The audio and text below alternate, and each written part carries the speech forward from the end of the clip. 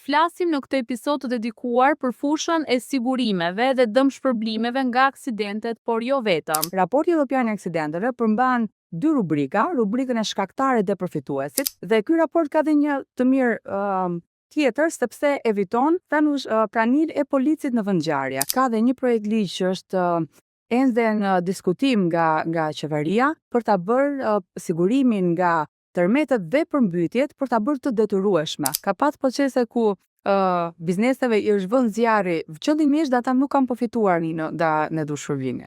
Nëse individët duan që të mbrojnë mjetin që ata lëvizin personalisht, duhet të lidhin policën e sigurimit vullnetar kasko. Çfarë duhet të dinë shoferët për të gjitha rastet kur ata mund të jenë të përfshirë dhe mund të përfitojnë nga drejta për të dëshpërblyer? Ajo që duhet theksoj është fakti që drejtimi i mjetit në ndikimin e alkoolit, pa patentën përkatëse dhe pa policën e sigurimit bën që personi, pavarësisht të dëmes mbulohet nga kompania e sigurimit në raport me të tretët, atëherë kompanisë i linte drejta në bazë të ligjit të kërkojë kthimin e lekëve pikërisht te ky individ. Mjetet me targa të huaja që shkaktojnë dëme në territorin e Republikës së Shqipërisë duhet që personat që janë subjekt këtyre dëmeve ti drejtohen sërish Byros Shqiptare të Sigurimit.